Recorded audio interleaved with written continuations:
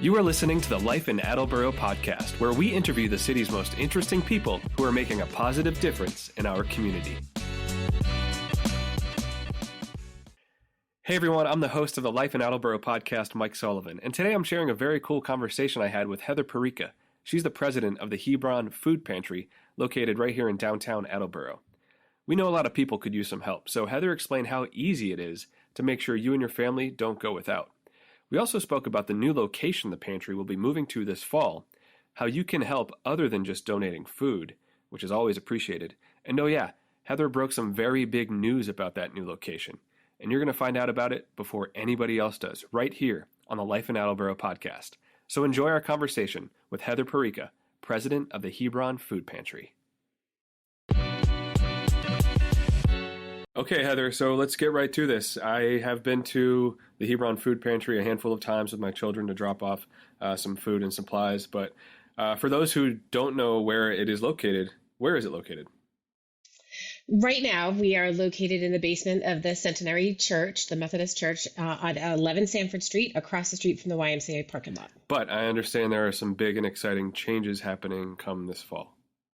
Yes, I am happy to share that Hebron Food Pantry has entered into a purchase and sale agreement for the property at 40 Emery Street, which used to be Cull's Office Supply. Some of your listeners may remember Cull's from a while ago. We're set to close June 28th. We don't have plans on moving initially. We have some small changes that need to be made to the building, so we will make sure everybody knows when that time comes, when we're moving and our plans for all of that. But for now, until you hear from us, we're in the basement of the church at 11 Sanford Street. All right, got it, and congratulations on that, Heather. So I'm interested I'm a big history nerd, so I love the history of our city and everything like that. So can you just tell us when the Hebron Food Pantry first got going? And we know the reason why, but was there a specific reason why, a certain story or family, or was it just the cumulative, like, we know a lot of people need help? It was a little bit of all of those things. Hebron Food Pantry was actually originally called the Hebron Village Outreach Center. That was established in 1999, so we're celebrating our 25th anniversary this year with the purchase of a building, so that's exciting. The food pantry came about when there was a merger between the Hebron Church and the Methodist Church. They came together, and there were some stakeholders there, some board members who wanted to really get more involved in humanitarian services and things like that. They created a nonprofit organization with a focus on human services, and we moved to our current location in 2006. The board decided to change the name to Hebron Food Pantry because it more specifically discussed or we were named for specifically what we actually do. And we've added distribution times as we've gone along. It used to be a working person's pantry, and so you would have to show a pay stub or an employment stub or something like that to be able to come in and shop. But we have loosened those requirements and restrictions because, especially post-COVID, during COVID, everybody needs help. And we shouldn't be putting any barriers in the way of someone who just needs food. It's a basic human right.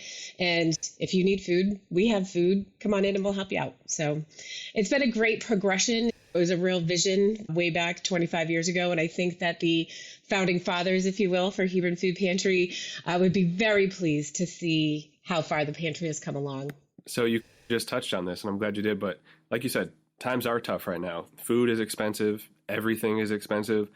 A lot of people could and do need the help. So what does someone have to do to receive food for the food pantry? I know we're in the summer now. Think about children when they get free breakfast and lunch at schools. Food insecurity comes to light during the summer. So how do people get help? So it's very easy. You have to live in one of the 7 communities that we serve. That's Attleboro, North Attleboro, Mansfield, Norton, Plainville, Rehoboth, and Seekonk. And if you go to our website under the shopping tab, there's just a simple application. Nobody gets denied. It's not like that kind of an application. We just need some data that we have to share with the Greater Boston Food Bank that allows us to increase how much food we get on a weekly basis. So it's your name, address, and all we require is that you show proof of address, gas bill, an electric bill, a postcard from Bath and Body Works. We don't really care. Like anybody could just show us that you're getting mail at that address. So we know you live there. And we are a for-choice pantry. You get to come in and shop. We don't just hand out bags filled with food that you may not like or have an allergy to. It's all about providing dignity in asking for help. And come on in. You need peanut butter? Great. We have it. You don't like it? You don't have to take it. So it really helps people make the best decisions on the food that they get for their families. I love that, with dignity. Yeah. That's great. So you mentioned a lot of families. How many families each week would you say the pantry is helping? So we have on average of 425 shoppers. So it's usually one person per family, per address that comes in to shop. What that translates into is over 800 adults, 500 children, and almost 300 seniors every single week. We move about 16,000 pounds of food every week. It's wild. That is really crazy to think about. I mean, just doing quick math, that's more than 20,000 families, people a year. Incredible. And when you hear a number like that, it makes you want to help. So besides donating food to the pantry, are there other ways that the community can help? Sure. We are always happy to take financial donations. What we like to share, if you give us $5, it's worth 20 times that at the Greater Boston Food Bank. We have phenomenal buying power, and we're able to provide meat, dairy, produce, all the things you could possibly need, dried beans. We even get diapers and wipes now. We got a couple of grants for that. We have all the things that people need, but investing in the Hebron Food Pantry or making a donation to the Hebron Food Pantry is 20-fold what you would get if it goes anywhere else. And it has an immediate impact on your friends and neighbors right here in the Greater Attleboro area. I love to hear that. I did not know that about the 20 times the buying power. That's so. Quick story. A few months ago, my 5-year-old son and 3-year-old daughter, they wanted a toy or a Barbie or a dress or something and the Legos. So he said, you know what, this is a good time for a lesson. We went to Hobby Lobby. They came with me, and we bought supplies for a lemonade stand. We bought the posters, the tablecloth, all the lemonade stuff, and we set up shop. I put a little ditty on our Facebook page for our community, our neighborhood, and we were open for 1 hour from 2 to 3 o'clock, and our neighborhood showed up. They showed out for us, made $47 in an hour, and I wanted to teach our children about how to make money. I know they're young, but let's start early. How to make money, a little bit about taxes, and then how to help other people. So what we did was we took 25% of that $47 just right out of theirs, and we used that to buy food at Market Basket in South Attleboro. And then Mommy and Daddy matched the $47, and we bought more food with that. And then we brought the food to the Hebron Food Pantry. And actually, I think my daughter Natalie and I met you real quick. She did.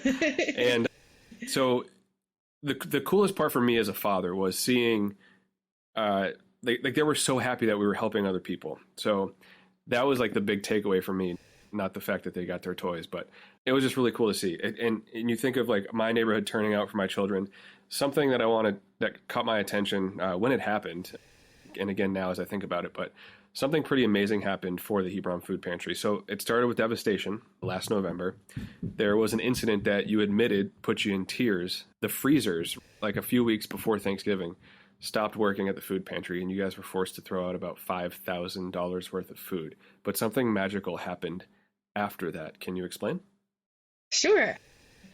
Ooh, that was quite, I still get emotional thinking about it now. It was quite a roller coaster. So we have a freestanding freezer located at the Attleboro Elks, which shout out to the Elks. They're awesome. They let us keep our freezer there, and that's fantastic. And there was a power outage. And when the power came back on, something in our electrical panel popped. And we were unaware that the freezer had lost power. And that's where we were storing. So that's where we were storing all of our Thanksgiving turkeys. So we have to plan. We're already planning now for Thanksgiving. If we can get turkeys now, we're buying turkeys now, we keep them in the freezer. And so when we found that out, like it was we were devastated. And so I literally put a Facebook post out there just to set expectations for our clients, saying we've had this happen, we're going to do everything we can. The very next morning, I'm getting phone calls left and right. I had the Attleboro Police Department call and say, hey, listen, we're going to cover that loss for you. We had Empty Bowls give us a call and said, hey, listen, we're giving you a check in 2 weeks, but we're going to move it up so you can take money then. And the same with Sturdy Hospital did the same thing. And so did the Attleboro Fire Department as well. So we went from not having anything to having more than enough. And we had so many residents in the area just like, hey, I was just at Stop and Shop. I picked up a turkey. So here's a couple extra for you. We just had people dropping turkeys off for the 2 weeks leading into Thanksgiving. And it's wonderful that your children got to experience what it's like to give food. The generosity of the people who live in our community, it's astounding. And I'm shook to the core by it all the time. And I will share something with you that nobody else knows. Where we're purchasing this building, we were notified 2 weeks ago that there is an anonymous donation coming in of over $250,000. And we are going to be mortgage free. Oh, my goodness. Which means that we can do more for our community because we don't have to worry about making a mortgage payment, and we'll be able to provide stability and food security for the city of Attleboro and our surrounding communities for years to come. That is incredible. Wow. Yeah.